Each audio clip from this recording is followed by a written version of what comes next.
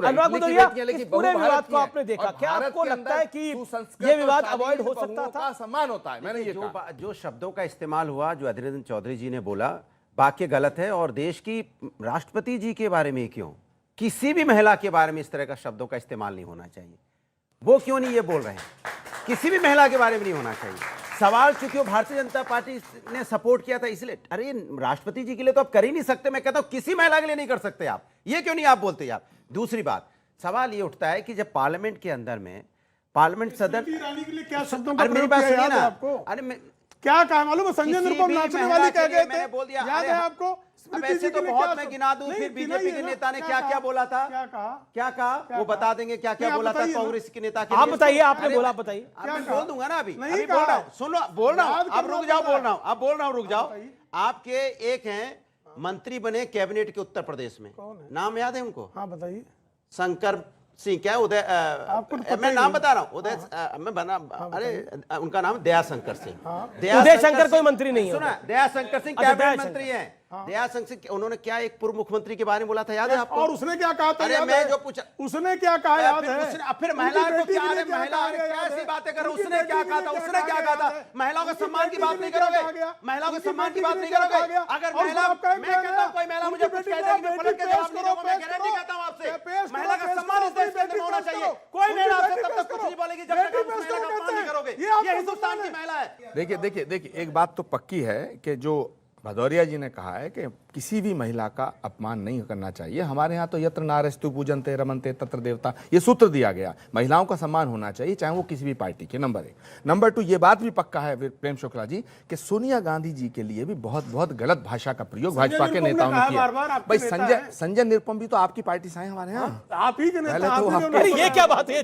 सुनिए, अब तो आपकी पार्टी में है। उन्होंने ऐसे शब्द संजय निरुपम ने कहा कि मैं जबान पे प्रारंभिक शिक्षा, लेकिन इंटरेस्टिंग बात यह है कि अनुराग भदौरिया बहुत चर्चा कर रहे थे अभी नारी के सम्मान में, लेकिन इनके बहुत बड़े नेता हैं आजम खान। उन्होंने जयप्रदा का चुनाव के अंदर इनरवियर की चर्चा कर दी थी, जयप्रदा की। ये इनके नेता है आजम खान। और सुनिए, पूरा सुनना पड़ेगा अनुराग भदौरिया। और समाजवादी पार्टी के प्रवक्ता यहां ज्ञान दे रहे हैं, पूरा ज्ञान दे रहे हैं कि महिलाओं का पूरा सम्मान करना चाहिए।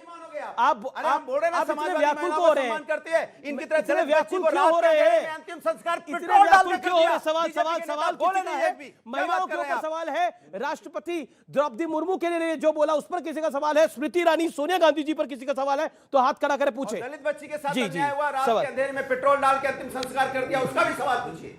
रिजर्वेशन को लेके जिस तरीके से चीजें शुरू हुई थी, आज फ्यूचर में उसकी वजह से कई बच्चे जो अच्छा पढ़ाई करते, नंबर लाते हैं, वो एग्जाम्स नहीं क्लियर करने के बाद भी जॉब नहीं पा पाते। आज तो आप फ्री की चीजें दे देंगे, लेकिन फ्यूचर में श्रीलंका में क्या हुआ? आप कह रहे हैं श्रीलंका इंडिया एक जैसा नहीं है, आप क्या गारंटी दे रहे हैं कि कल इंडिया ऐसा नहीं बनेगा? पॉइंट, बड़ा अच्छा सवाल है, जोरदार तालियां, सवाल जोरदार तालियां। नहीं देखा है, आज आप फ्री की चीजें दो, गरीब बच्चे को पूरा हक है, सबको एजुकेशन, हेल्थ, सबका हक है, लेकिन क्या आप ये गारंटी दे सकते हैं कि आज जो हमारे पास अर्थव्यवस्था है वो कभी बिगड़ेगी नहीं?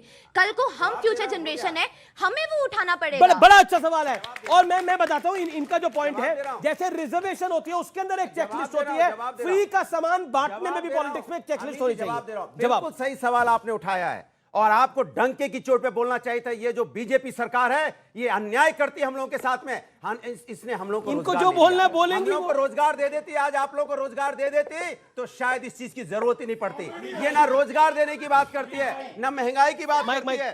जी लास्ट टाइम भी मैं इस डिबेट पे आई थी, हाँ। और आपने रोजगार पे बात उठाई थी, और रोजगार हमें जहां चाहिए वहां मिल रहा है। बात एक second, BJP, Samajwadi party, Congress. सवाल सुनिए ना सर, आप कह रहे जनता को क्या पूछना चाहिए? जनता पूछ रही है, जनता आपको वोट के जरिए जवाब भी दे रही है। नहीं, रोजगार अभी यूपी में जवाब मिला है आपको, अभी लोकसभा में कितनी सीटें आई है?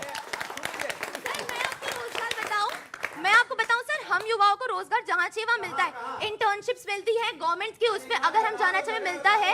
आप यहाँ मैटर को, आप एज क्रॉस कर चुके हैं, आप एज क्रॉस कर चुके हैं। आप मैटर को आम आदमी पार्टी, समाजवादी, कांग्रेस, बीजेपी से ना जोड़े। हम किसी पार्टी को बिलोंग नहीं करते, हम भारत के युवा हैं, हम भारतीय हैं। ये लड़ाई हमेशा चली थी। नहीं सर, आप ही से पूछ रही है। सर ये मेरा सभी के लिए।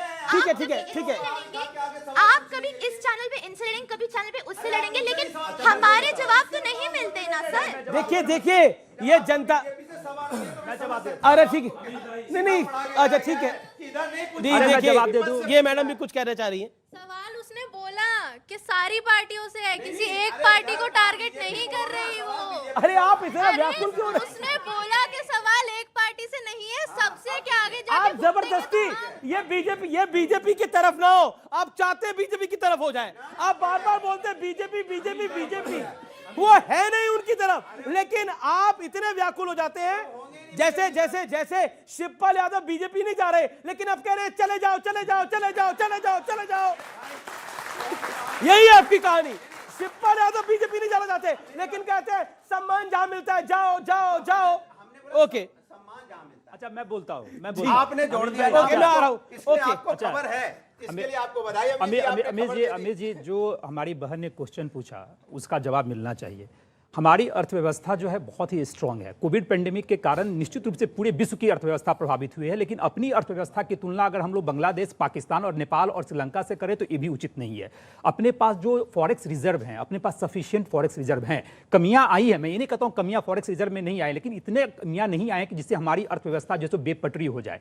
तो आपको लेकिन ये फ्री का माहौल चलता रहेगा, लेकिन खराब फ्री नहीं का माहौल मैं एक बार पहले भी कह रहा था कि चेक एंड बैलेंस बनाने की जरूरत है। जैसे मैं बिहार का एग्जांपल लेता हूं, 100 रुपया अगर इनकम है तो मेरे पास ऋण जो है 25 रुपया ही है। तो चेक एंड बैलेंस में अगर आपका ऋण 50% से ज्यादा क्रॉस कर जाता, अगर इनकम जैसे पंजाब में है, जैसे पंजाब में चाहे किसी अन्य स्टेट में, उत्तर प्रदेश में भी है, लेकिन उत्तर प्रदेश का भी कोट कीजिए आप, 100 में से अगर मान लीजिए उत्तर प्रदेश में ठीक है, नहीं ठीक है नहीं है, मान लिया थोड़ी देर के लिए, जिस प्रदेश data, हाँ जिस प्रदेश में भी है, तो निश्चित रूप से वहां की सरकार की रिस्पॉन्सिबिलिटी बनती है कि चेक एंड बैलेंस कीजिए। अगर आप इस तरह का अगर जो जनता के लिए कुछ सुविधा देना चाहते हैं तो उसमें चेक एंड बैलेंस के रखना। मैं बता देता हूं कि किस राज्य में कितना कितना ऋण है, क्योंकि ये सवाल यहां पर आया, मैंने वो डेटा निकाल के रखा हुआ है किसके ऊपर कितना ऋण है। जम्मू कश्मीर में सबसे ज्यादा 56.6%, लेकिन क्योंकि वो स्टेट हमको पता है किस तरह से आतंकवाद की श्रेणी में है, इसलिए वहां पर ये समस्या खड़ी हुई है।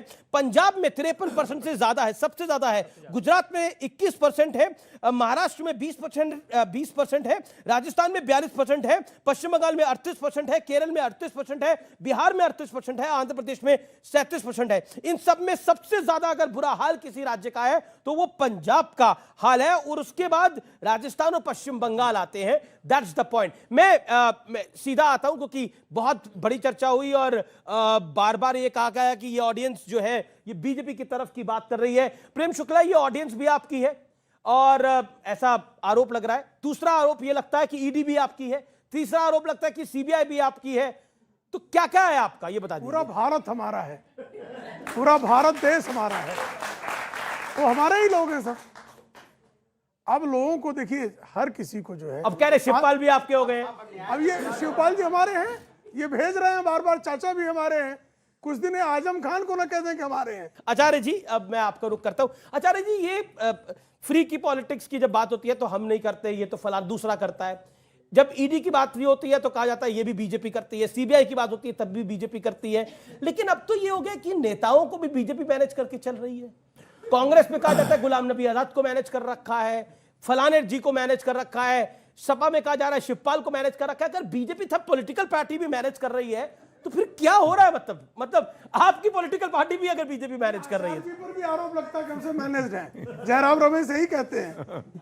नहीं, वो नहीं, जयराम रमेश को तो कई साधु संतों ने उसके बाद काफी कुछ बोला जो उन्होंने बोला आचार्य जी के लिए। जी एनीवे, देखिए अभी प्रेम शुक्ला जी ने बहुत अच्छी बात कही थी कि सारा देश हमारा है, भारत हमारा है। बिल्कुल ठीक बात है, बिल्कुल भारत इनका। लेकिन अगर कोई इनसे ये पूछे कि भाई बेरोजगारों को रोजगार कब मिलेगा, वो इनका नहीं है। अगर कोई बीजेपी से सवाल करता है कि इस देश के अंदर जो ये थोड़ा नफरत का माहौल बन रहा है, इसकी जिम्मेदारी किसकी है, तो वो आदमी इनका नहीं है। अगर कोई व्यक्ति ये पूछता है कि इस देश के अंदर हमारे जो जवान हैं ये तिरंगे में लिपट लिपट करके आतंकवादियों की गोलियों से शहीद होकर के वापस यहाँ आ रहे हैं, ये कब रुकेगा, तो वो इनका नहीं होता है। जो इनसे सवाल करे वो इनका नहीं है, नंबर एक। नंबर 2, ईडी सीबीआई, ये बिल्कुल ठीक कह रहे हैं आपके, ईडी भी इनकी, ये भी सीबीआई इनकी। मैं ऐसा नहीं कहता, मैं तर्क पे बात कर रहा हूँ, तथ्यों पे बात कर रहा हूँ कि ईडी ने 2004 से 2014 यानी 10 साल जब यूपीए की सरकार थी, जिसे कांग्रेस लेड गवर्नमेंट कहा गया, उसमें 10 सालों में 100 कुछ जगह छापे मारे। इन्होंने 8 सालों में 3000 से ज्यादा छात्र माल भी तो निकलवाया है आचार्य जी। ओके ओके 1 लाख 50 करोड़ तो अभी निकले हैं 1 लाख करोड़। बंगाल से। लेट